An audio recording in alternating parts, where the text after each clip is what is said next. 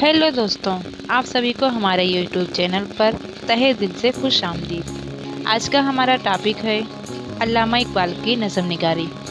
Doctor अल्लामा इकबाल को कौन नहीं जानता। शायरी को पैगंबरी और सेहतमंद कदरों का तर्जुमान बनाने वाले शायर का नाम इकबाल है।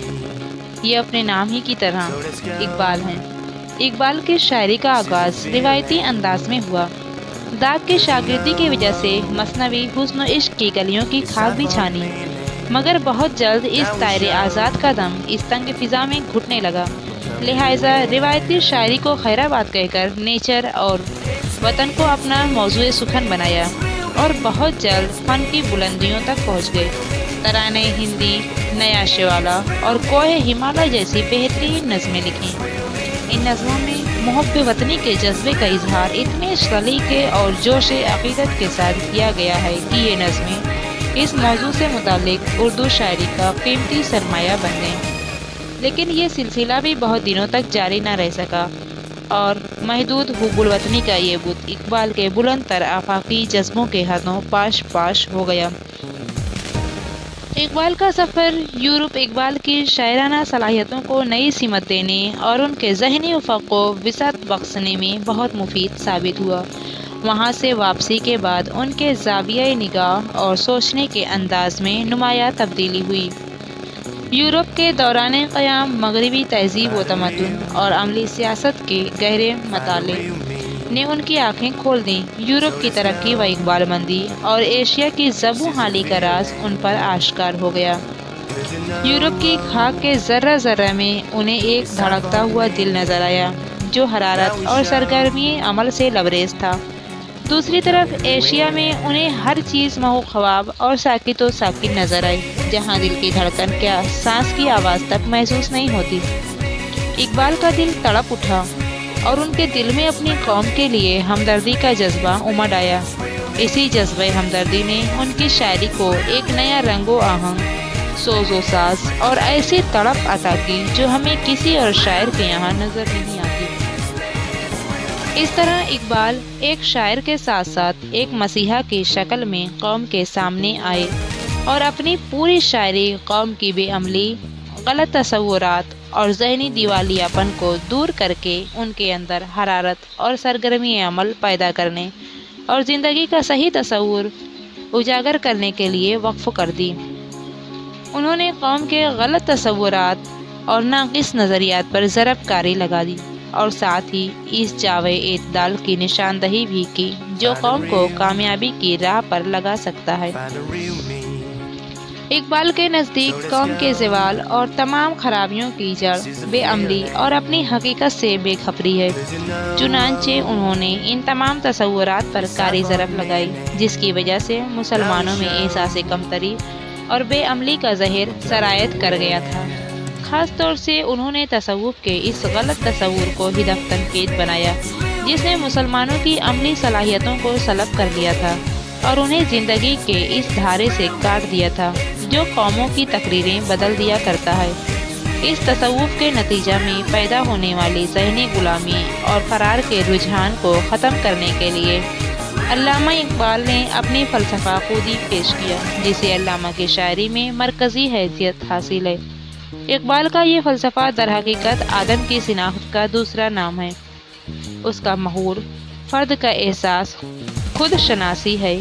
उसके ज़रिया इंसान मादी और रूहानी तरक्की की इंतहा तक पहुँच सकता है।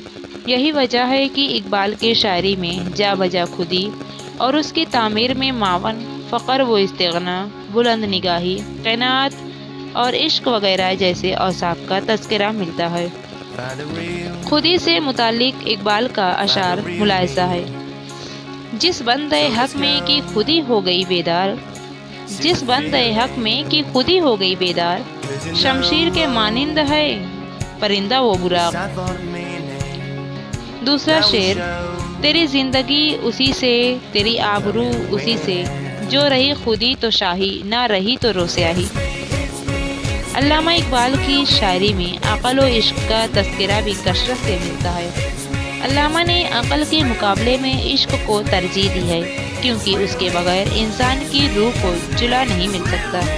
یہی جذبہ انسانیت کی درماندہ روح کو سکون بخشتا ہے۔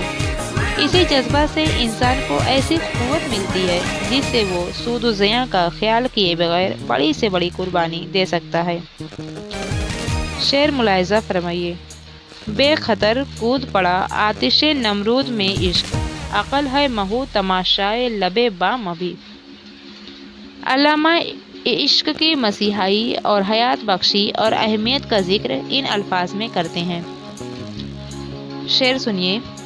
مرد خدا کا عمل عشق سے صاحب فروغ، عشق ہے اصل حیات موت ہے اس پر حرام۔ دوسرا شعر ہے۔ تنگ و سبک سیر ہے گرچہ زمانے کی رو، عشق خود ایک سیل ہے سیل کو لیتا ہے تھام۔ ایک شعر اور ملاحظہ کیجیے۔ عشق کے مضراب سے نغمے تارے حیات، عشق سے نور حیات عشق سے نار حیات۔ علامہ اقبال کے شعروں کے مخاطب ایسے انسان تھے جو حرارت یقین محکم اور عمل پیہم سے خالی اور جمود و تعطل کا شکار تھے۔ لہٰذا علامہ اقبال نے اپنے اشعار کے ذریعہ مردہ دلوں میں زندگی کی روح پھونکنے کی کوشش کی ہے اور زندگی کا صحیح تصور پیش کیا ہے۔ زندگی کے بھرپور یہ اشعار ملاحظہ کیجیے۔ برتر از اندیشہ سود و زیاں ہے زندگی، برتر از اندیشہ سود و زیاں ہے زندگی، ہے کبھی جاں اور کبھی تسلیم جاں ہے زندگی۔ یقین محکم عمل پیہم محبت فاتح عالم، یقین محکم عمل پیہم محبت فاتح عالم، جہاد زندگانی میں ہے یہ مردوں کی شمشیریں۔ تو سے پیمانے امروز و فردا سے نہ ناپ، تو سے پیمانے امروز و فردا سے نہ ناپ، جامداں پیہم دواں ہر دم جواں ہے زندگی۔ زندگانی کی حقیقت کوہکن کے دل سے پوچھ، زندگانی کی حقیقت کوہکن کے دل سے پوچھ، جو یہ شعر و تیشہ وہ سنگ گرا ہے زندگی۔ علامہ اقبال کے زندگی سے بھرپور خیالات و تصورات کا اندازہ بانگ درا، بال جبریل اور ضرب کلیم میں شامل ذوق و شوق، خضر راہ، شکوہ و جواب شکوہ، ساقی نامہ، مسجد قرطبہ، ابلیس کی مجلس شورا اور لینن خدا کے حضور میں جیسے شاہکار نظموں سے لگایا جا سکتا ہے، جو اردو شاعری کا قیمتی ورثہ ہیں۔ اقبال کے ساتھ یہ بڑی زیادتی ہوگی اگر ہم ان کی شاعری میں صرف فلسفہ ہی تلاش کریں اور ان کے جمالیاتی احساس، زبان کی حلاوت، موسیقیت، رمزیت و اشارتیت اور تلمی، تسبیحات و اشتعارات جیسی فنی خوبیوں کو نظر انداز کر دیں۔ علامہ کی شاعری فنی نقطۂ نظر سے بھی بہت زیادہ اہمیت کی حامل ہے۔ اس میں وہ تمام خصوصیات موجود ہیں جو فن کی بنیادی صفات ہیں۔ اقبال نے اپنی شاعری میں اثر انگیزی و اثر آفرینی پیدا کرنے کے لیے تمام فنی حربوں کو کامیابی کے ساتھ استعمال کیا ہے۔ خضر راہ، ساقی نامہ اور مکالمہ جبریل و ابلیس وغیرہ کا ڈرامائی اور مکالماتی انداز اردو شاعری میں شاید ہی کہیں نظر آئے۔ اقبال کے یہاں جذبہ فکر اور تخیل کا حسین امتزاج ملتا ہے۔ ان کا اسلوب جذبے اور فکر کے ساتھ اس طرح گھل مل جاتا ہے کہ ہمیں کسی طرح کے تکلف کا احساس نہیں ہوتا۔ اقبال کا اسلوب روایتی ہوتے ہوئے بھی روایتی نہیں ہے۔ انہوں نے روایتی انداز میں خوشگوار تبدیلیاں کر کے اس کو اس لائق بنایا کہ وہ ان کے افکار تازہ کا بہترین وسیلہ اظہار بن سکیں۔ اسی طرح تشبیہات، استعارات اور تلمیحات میں جدت پیدا کر کے ان کی معنویت میں قابل قدر اضافہ کیا۔ علامہ نے معنی خیز علامتوں کا استعمال کر کے اردو شاعری میں نئے امکانات پیدا کیے۔